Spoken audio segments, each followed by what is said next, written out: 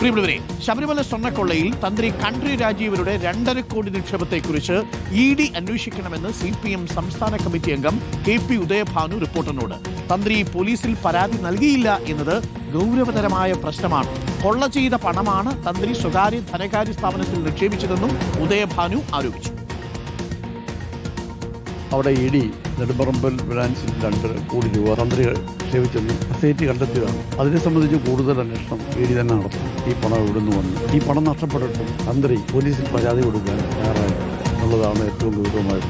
അവിടുന്ന് പൈസ വിഡ്രോ ചെയ്തതിനെ സംബന്ധിച്ച് നേരത്തെ ഞാൻ സൂചിപ്പിച്ചതാണ്. നാട്ടിൽ പൊതുവെ അഭിപ്രായമുണ്ട്. അത് കോൺഗ്രസിൻ്റെ നേതാവ് ജോർജ് മാമൻ കൊണ്ടുവരുന്ന പങ്കുണ്ടെന്ന് നാട്ടുകാർ പറയുന്നു. ഇതിനെക്കുറിച്ച് അന്വേഷിക്കും. സത്യസന്ധമായിട്ട് അന്വേഷണം നടത്തി ഈ കൊള്ളയെ സംബന്ധിച്ച് ജനങ്ങളുടെ മുന്നിൽ കൊണ്ടുവന്നു. ചുരുക്കം ശമ്പളം മാത്രമുള്ള ഒരു തന്ത്രിക്ക് എങ്ങനെയാണ് ഇത്ര വിപുലമായ രീതിയിൽ അവിടെ നിക്ഷേപം നടത്താൻ കഴിയുന്നത്? ഇത് കൊള്ള ചെയ്ത പണമല്ലേ? അത് ED വിശദമായി അന്വേഷിക്കുന്നു.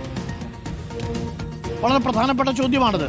2.5 കോടി രൂപയൊക്കെ നഷ്ടപ്പെട്ടാൽ നമ്മളാണെങ്കിൽ എന്ത് ചെയ്യും? അങ്ങനെ ഉണ്ടെങ്കിൽ തന്നെ അതോടുകൂടി ബോധം കെട്ട് താഴെ വീഴും. അത്രയേ ഉള്ളൂ. ഇവിടെ പോലീസിൽ ഒരു പരാതി പോലും അറിയിച്ചിട്ടില്ല. പ്രവീൺ പുരുഷോത്തമനാണ് കൂടുതൽ നമുക്ക് വിശദാംശങ്ങൾ നൽകാനായിട്ടുള്ളത്. Praveen, very good morning. Praveen, ഈ തന്ത്രി ആള് കൊള്ളാമല്ലോ എന്നാണ് ഇത് കണ്ടുകൊണ്ടിരിക്കുന്ന പ്രേക്ഷകർ ആലോചിക്കുന്നത്. അപ്പോഴാണ് ഉദയഭാനു പറയുന്ന ഒരു കാര്യം കൂടി നമ്മുടെ മുന്നിലുള്ളത്. സംഭവം ശരിയാണ്.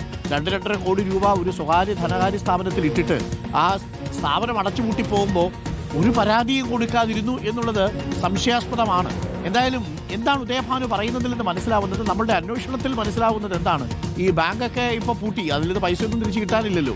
ബാങ്ക് പൊളിഞ്ഞിട്ടും പരാതിയില്ലാതെ പോയത് എന്തുകൊണ്ടാണ് എന്നുള്ളത് പ്രധാനപ്പെട്ട ചോദ്യമല്ലേ പ്രവീൺ?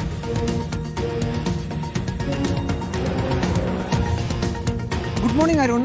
കഴിഞ്ഞ ദിവസം തിരുവല്ല നെടുമ്പുറം ക്രെഡിറ്റ് സിൻഡിക്കേറ്റ് എന്ന സ്വകാര്യ ധനകാര്യ സ്ഥാപനത്തിൽ EDയുടെ പരിശോധന നടന്നിരുന്നു.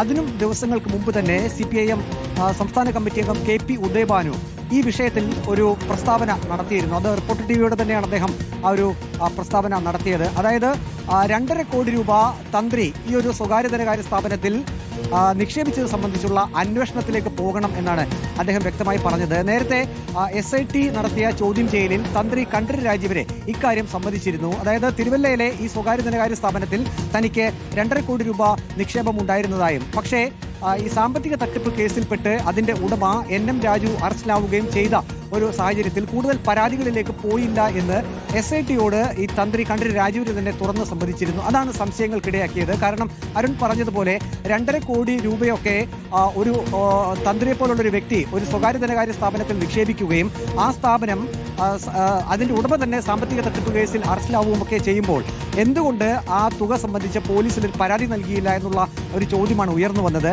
അതേസമയം തന്നെ CPI സംസ്ഥാന കമ്മിറ്റി അംഗം KP ഉദയഭാനു ഈ ഒരു വിഷയം വീണ്ടും ഉയർത്തിക്കൊണ്ടുവന്നിരിക്കുന്നു. അദ്ദേഹം പറയുന്നത് ED കൃത്യമായിട്ടുള്ള പരിശോധനയിലേക്ക് പോകണം.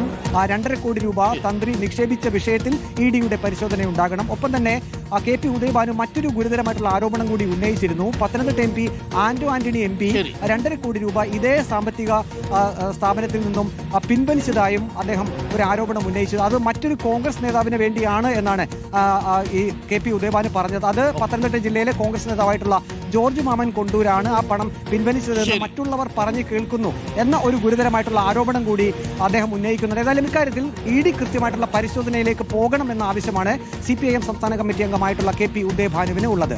Thank you. പ്രവീൺ പുരുഷോത്തമനാണ് വിവരങ്ങൾ നൽകിയത്. പ്രിയപ്പെട്ട പ്രേക്ഷകരെ, സംഭവം മനസ്സിലായല്ലോ ഗൗരവം. ഒരു പ്രേക്ഷകർ പറയുന്ന പോലെ പിതൃസ്ഥാനത്തുള്ള തന്ത്രി എന്തിന് പിതാവാണ്? സാധാരണ ചില മക്കളാണ് ഉടായിപ്പ്. ഇവിടെ അയ്യപ്പൻ എത്ര പാവം എന്നൊരു പ്രേക്ഷകൻ ചോദിക്കുന്നു. സുരേഷ് ബാബു, അയ്യപ്പന്റെ അടുത്ത് ഇതൊക്കെ കാണിച്ചു കഴിഞ്ഞാൽ പിടിക്കപ്പെടില്ലെന്ന് കരുതിയോ? തന്ത്രിയാണെങ്കിലും പോറ്റിയാണെങ്കിലും പിടിക്കപ്പെടും എന്നുള്ളത് ഒടുവിൽ മനസ്സിലായില്ലേ? അയ്യപ്പനോടാണോ കളി?